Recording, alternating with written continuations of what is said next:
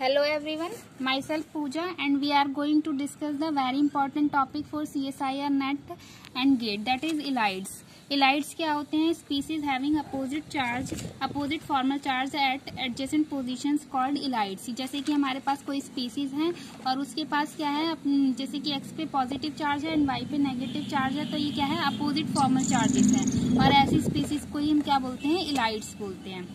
ये हमारी, जैसे कि हमने विटिक रिएक्शंस पढ़ी हैं तो वहाँ पर भी ये फॉर्मेशन होता है यलाइड्स का। यलाइड्स में भी क्या होते हैं, एटम्स होते हैं, जैसे कि हमारे पास सल्फर है और फॉस्फोरस है, तो कई बार क्या होता है, सल्फर यलाइड भी फॉर्मेशन होता है हमारा और फॉस्फोरस यलाइड्स भी होती है। तो जो विटिक रिएक्शंस में हमारी यलाइड्स होती है वहाँ पर क्या होती है, फॉस्फोरस यलाइड्स होती है। लेकिन यहाँ पर जो हम बात करेंगे, रिएक्शंस पढ़ेंगे, वो सल्फर यलाइड्स की पढ़ेंगे, क्योंकि क्या होता है कि एग्जाम में कई बार क्वेश्चंस इस तरीके से दे देते हैं तो बहुत कंफ्यूजिंग सा हो जाता है। तो हम यहाँ पर आज क्लियर करेंगे कि कहाँ पर किस टाइप का प्रोडक्ट फॉर्म होगा। तो अब हम यहाँ पर बात करते हैं टाइप्स ऑफ यलाइड्स की। दो टाइप के यलाइड्स होते हैं, स्टेबलाइज एंड अनस्टेबलाइज। स्टेबलाइज यलाइड्स नाम से ही पता चल रहा है, स्टेबल होते हैं जो, और वो स्टेबल्स किससे होते हैं, जो इलेक्ट्रॉन विड्रॉइंग ग्रुप्स होते हैं उनसे स्टेबल होते हैं। अब हम यहाँ पर इसका स्ट्रक्चर देखते हैं कि स्टेबलाइज यलाइड क्या होता है। This is a stabilize ylide. यहाँ पर हमारा क्या है, आर सी नेगेटिव इस तरीके से बना हुआ है। तो हम यहाँ पर देखिए, कार्बन पे नेगेटिव चार्ज है, सल्फर पे पॉजिटिव चार्ज है, तो ये हमारा क्या है, ऐसी स्पीसीज जहाँ पर एडजेसेंट पोजिशन पर क्या हो रहे हैं, फॉर्मल चार्ज अपोजिट है, तो वो हमारा क्या है, यलाइड फॉर्म बन रहा है। तो अब हम यहाँ पर देखें, जो आर और आर डैश ग्रुप्स कौन से हैं, वो हमारे इलेक्ट्रॉन विड्रॉइंग ग्रुप है, क्योंकि यहाँ पर इलेक्ट्रॉन विड्रॉइंग ग्रुप क्या कर रहे हैं, इस कार्बन आयन को स्टेबलाइज कर रहे हैं, इसीलिए यहाँ पर हम इसको क्या बोल रहे हैं, स्टेबलाइज यलाइड। क्योंकि हमें पता है किसी भी एटम पे अगर कोई चार्ज कैरी करता है तो वो क्या हो जाता है, अनस्टेबल होने लगता है। तो हम उस चार्ज को स्टेबलाइज कराने के लिए उन पर क्या करते हैं, अगर मान लो पॉजिटिव चार्ज होता है यहाँ पर, तो हम क्या करते हैं, इलेक्ट्रॉन डोनेटिंग ग्रुप लगा देते हैं, क्योंकि वो इलेक्ट्रॉन पुश करके उसमें क्या करता है, उस पॉजिटिव चार्ज को कम करता है, जिससे हमारी स्पीसीज स्टेबल होने लगती है। इसी तरीके से यहाँ पर जो इलेक्ट्रॉन विड्रॉइंग ग्रुप्स है वो क्या करेंगे, इसके नेगेटिव चार्ज को स्टेबलाइज करने में हेल्प करते हैं। तो इसीलिए हम इस यलाइड को क्या बोल रहे हैं, स्टेबलाइज यलाइड बोल रहे हैं। तो इसी तरीके से हमारी यहाँ पर क्या है, हाँ, स्टेबलाइज यलाइड का हमारा एक एग्जाम्पल भी देख सकते हैं, जैसे कि यहाँ पर हमारा Me2SO नेगेटिव, क्योंकि यहाँ पर क्या हो रहा है कि जैसे यहाँ पर तो हमारा ऊपर हमने एग्जाम्पल देखा था, जो यलाइड है, जो कार्बन आयन है यलाइड में, वो जो स्टेबलाइज हो रहा था वो हमारे इलेक्ट्रॉन विड्रॉइंग से स्टेबलाइज हो रहा था। लेकिन यहाँ पर जो कार्बन आयन है वो स्टेबलाइज किससे हो रहा है, जो सल्फर पे ऑक्सीजन चार्ज है। हालांकि यहाँ पर कोई इलेक्ट्रॉन विड्रॉइंग कार्बन पे तो नहीं लगी, लेकिन इसके एडजेसेंट पोजीशन पे हमने सल्फर पे ऑक्सीजन लगा दिया, तो क्या हुआ, उसकी वजह से कॉन्जुगेशन में आएगा और जिसकी वजह से ये स्टेबलाइज हो जाएगा।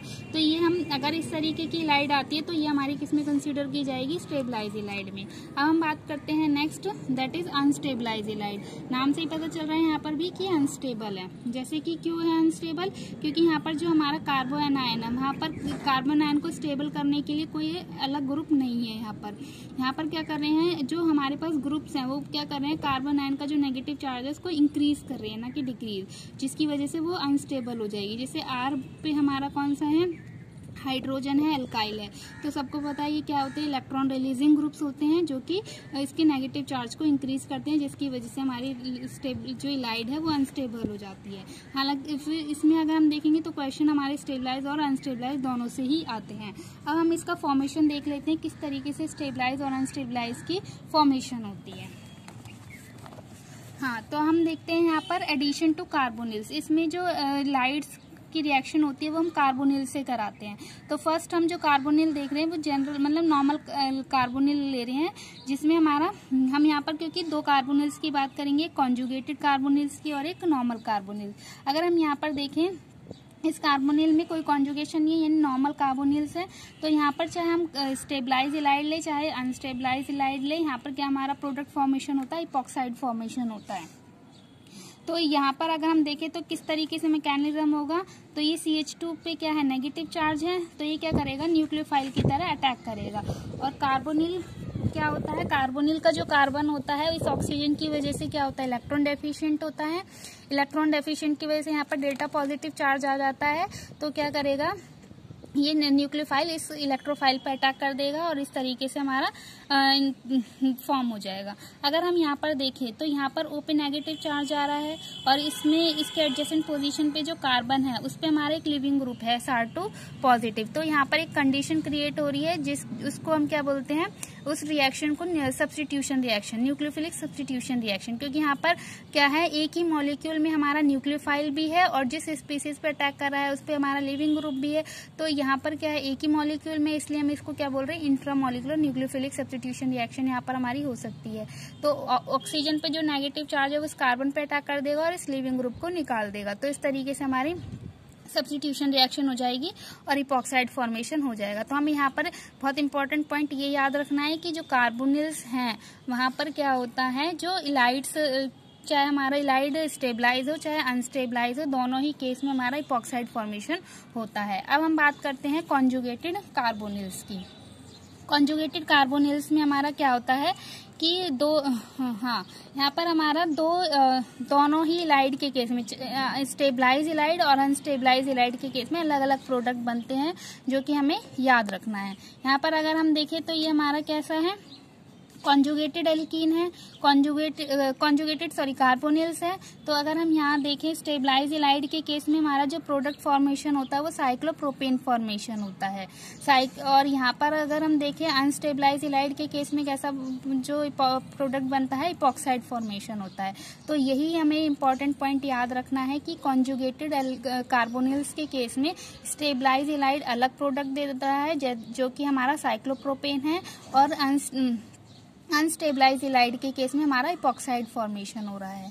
और इपॉक्साइड फॉर्मेशन हमारा कहाँ पर हो रहा है, CO पे हो रहा है, इस कार्बोनिल ग्रुप पे हो रहा है। तो यहाँ इसीलिए ये हमारा यहाँ पर अगर नंबरिंग करेंगे यहाँ पर, तो जैसे अगर मैं इसको 1 बोल दूँ, यहाँ पर इस 1 है, ये 2 है, ये 3 है और ये 4 है।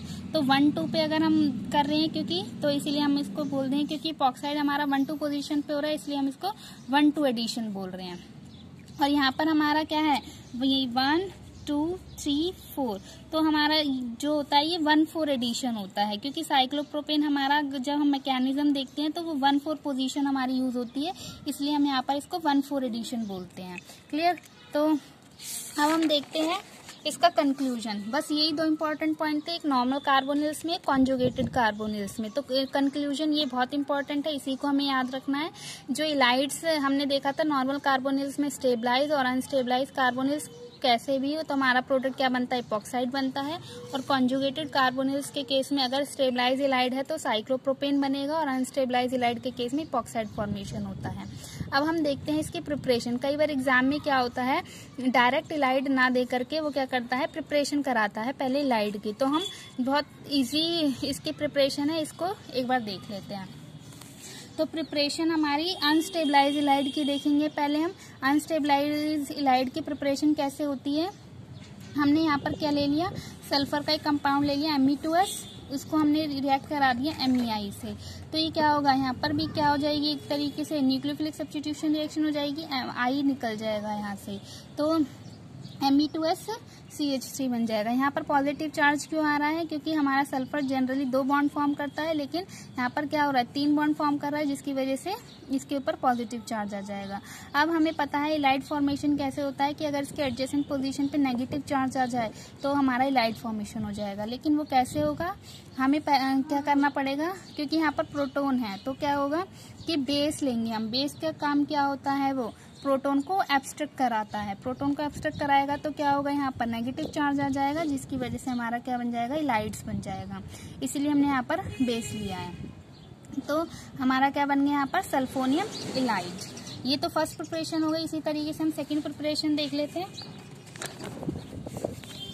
यहाँ पर हमारा क्या है, यहाँ इथाइल आयोडाइड ले लिया हमने, ये डाइमिथाइल सल्फाइड और हमारा इथाइल आयोडाइड ले लिया। यहाँ पर क्या है, एक इम्पॉर्टेंट पॉइंट याद रखने वाला कि जैसे हमने यहाँ क्या हुआ, इसी तरीके से यहाँ पर भी सल्फर ने यहाँ कार्बन पे अटैक कर दिया और आयोडीन निकल गया और ये हमारा बन गया। लेकिन हम यहाँ पर अगर हम बेस ऐड करवाते हैं तो बेस क्या करेगा, प्रोटोन एब्स्ट्रैक्ट करेगा। लेकिन यहाँ पर हमारी 3 पोजीशंस है जहाँ पर प्रोटोन एब्स्ट्रैक्ट हो सकती है। First is this, second, third.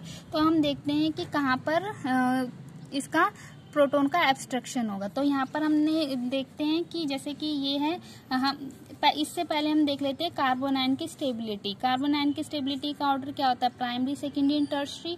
तो यहाँ पर अगर हम यहाँ पर हाइड्रोजन प्रोटोन एब्स्ट्रक्शन होगा तो हमारा क्या बनेगा, प्राइमरी कार्बन आयन बनेगा। यहाँ पर प्रोटोन का एब्स्ट्रक्शन होगा तो सेकेंडरी, और यहाँ पर भी प्राइमरी। लेकिन हमें क्या करना है, इलाइड बनाना है। तो इलाइड फॉर्मेशन के लिए सल्फर के एडजेसेंट पोजीशन पर ही हमें प्रोटोन का एब्स्ट्रैक्ट कराना है, तो इसलिए यहाँ पर तो नहीं निकलेगा, तो हम यहाँ पर निकालेंगे या फिर यहाँ पर निकालेंगे। लेकिन अगर हम देखें तो स्टेबल कार्बन आयन कहाँ ज़्यादा बनेगा, वो हमारा प्राइमरी वाला ज़्यादा स्टेबल होगा बजाय कि सेकेंडरी के लिए। इसीलिए हम यहाँ पर ना निकलवा के इसको यहाँ से निकलवाते हैं, तो हमारा जो प्रोडक्ट बनेगा वो ये वाला बनेगा। इसलिए हमने यहाँ से प्रोटोन निकाल दिया और ये हमारा क्या बन गया, इलाइड फॉर्मेशन हो गया।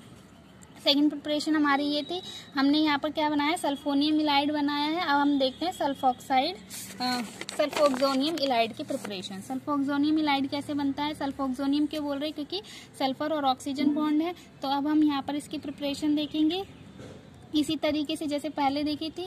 इस यहाँ पर भी हम एमी पे अटैक करा, मिथाइल पे, और हमारा आई निकल गया और इस तरीके से ये बन गया। अब हम देखें तो यहाँ पर भी क्या होगा, बेस क्या करेगा, इस प्रोटोन को निकालेगा और हमारा नॉर्मल सल्फोनियम इलाइड बन जाएगा जो कि स्टेबलाइज इलाइड है।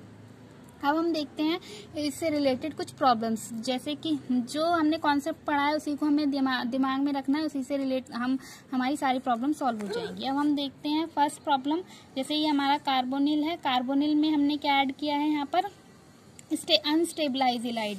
अनस्टेबलाइज इलाइड अगर हम किसी भी कार्बोनिल्स पे अटैक कराते हैं, क्योंकि यहाँ पर हमारा नॉर्मल कार्बोनिल है, कोई हमारा कॉन्जुगेटेड कार्बोनिल नहीं है, तो यहाँ पर क्या होगा, हमारा इपॉक्साइड फॉर्मेशन होगा। चाहे हम स्टेबलाइज इलाइड ले चाहे अनस्टेबलाइज इलाइड ले, दोनों ही केस में हमारा क्या बनता है, इपॉक्साइड फॉर्मेशन होता है। अब दूसरी कंडीशन यहाँ पर हमें क्या कर दी, कई बार क्या होता है इसी तरीके से क्वेश्चन पूछ लिया जाता है, क्योंकि ये भी इलाइड है ये भी इलाइड है, लेकिन यहाँ पर कैसी इलाइड है, फॉस्फोरस इलाइड है। और फॉस्फोरस इलाइड क्या बनाती है, एल्कीन फॉर्मेशन करती है, तो इसीलिए यहाँ पर क्या होगा, एल्कीन फॉर्म हो जाएगा और यहाँ पर POPH3 निकल जाता है। और इसी रिएक्शन को हम क्या बोलते हैं, विटिग रिएक्शन बोलते हैं। यहाँ बस हमें इतना ध्यान रखना है कि सल्फर के केस में हमारा यहाँ पर क्या बन रहा है, इपॉक्साइड बन रहा है, जबकि फॉस्फोरस के केस में हमारा एल्कीन फॉर्मेशन हो रहा है। अब दूसरा क्वेश्चन देखते हैं। नेक्स्ट क्वेश्चन है हमारा यहाँ पर कॉन्जुगेटेड कार्बोनिल्स है। कॉन्जुगेटेड कार्बोनिल्स के केस में हमारा क्या है, यहाँ पर जो दिया हुआ है अनस्टेबलाइज इलाइड है। अनस्टेबलाइज इलाइड क्या करते हैं, हमारा 1,2 एडिशन शो करते हैं और इपॉक्साइड फॉर्मेशन हो जाएगा। नेक्स्ट क्वेश्चन है, यहाँ पर हमारा स्टेबलाइज इलाइड है लेकिन कार्बोनिल्स अलग अलग दे दिए। यहाँ पर कॉन्जुगेटेड कार्बोनिल्स है, यहाँ पर नॉर्मल कार्बोनिल्स है। तो जो नॉर्मल कार्बोनिल्स है, स्टेबलाइज जो इलाइड है वो कैसा भी हो, हमारा इपॉक्साइड फॉर्मेशन होता है। लेकिन हमारा अगर यहाँ पर कॉन्जुगेटेड कार्बोनिल्स है तो हमें ध्यान रखना है कि यहाँ पर कैसा इलाइड है, स्टेबलाइज इलाइड है। स्टेबलाइज इलाइड है तो हमारा 1,4 होगा और हमारा साइक्लोप्रोपेन फॉर्मेशन होगा। अब नेक्स्ट प्रॉब्लम देखते हैं। नेक्स्ट प्रॉब्लम ये बहुत इंपॉर्टेंट प्रॉब्लम है। यहाँ पर हमारा क्या है, ये गेट में आया हुआ है तो इसलिए हम इसको अच्छे से डिस्कस कर लेते हैं।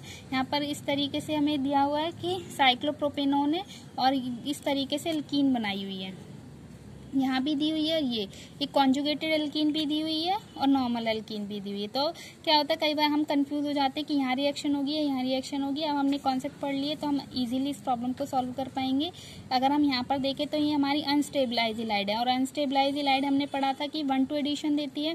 अगर हमारा सिंपल ये होता तो यही रिएक्शन होती, लेकिन यहाँ पर अब ये भी एल्कीन दे दिए, कार्बोनिल दे दिया है, तो हमारा कॉन्जुगेटेड हमारा कार्बोनिल पे रिएक्शन होता है। कार्बोनिल पे रिएक्शन होता है तो हमारा ये वाला होगा, इधर रिएक्शन नहीं होगी। तो अगर हम देखें तो अनस्टेबलाइज इलाइड है। अनस्टेबलाइज इलाइड के केस में क्या होता है, हमारा इपॉक्साइड फॉर्मेशन होता है। तो यहाँ पर इपॉक्साइड फॉर्म हो गया और यहाँ हमारा स्टेबलाइज इलाइड है। स्टेबलाइज इलाइड के केस में हमारी 1,4 एडिशन होता है, यानी साइक्लोप्रोपेन फॉर्मेशन होता है। इसी तरीके से हमारी 2 प्रॉब्लम्स और है, आप इसको सॉल्व कर सकते हैं। एक बार इसको देख लेते हैं। यहाँ पर भी हमारा क्या है, अनस्टेबलाइज इलाइड है अनस्टेबलाइज इलाइड के केस में हमारा क्या होता है, इपॉक्साइड फॉर्मेशन होता है। इसी तरीके से इस प्रॉब्लम में अगर हम देखें तो यहाँ पर क्या है, कॉन्जुगेटेड कार्बोनिल्स है। कॉन्जुगेटेड कार्बोनिल्स के केस में क्या होता है कि हमारा स्टेबलाइज इलाइड है या अनस्टेबलाइज इलाइड है, इस पर डिपेंड करेगा। यहाँ पर अगर हम देखें तो अनस्टेबलाइज इलाइड है। अनस्टेबलाइज इलाइड के केस में हमारा क्या होता है, इपॉक्साइड फॉर्मेशन होता है, जबकि स्टेबलाइज इलाइड के केस में हमारा साइक्लोप्रोपेन फॉर्मेशन होता है, क्योंकि यहाँ पर साइनाइड लगा हुआ है। अगर इलेक्ट्रॉन विड्रॉइंग ग्रुप लग जाता है तो हमारा क्या हो जाता है, ये स्टेबलाइज इलाइड हो जाता है, ठीक है। तो इसीलिए हमारे यहाँ पर साइक्लोप्रोपेन फॉर्मेशन हुआ है। Thank you guys for watching. Please like, share and subscribe.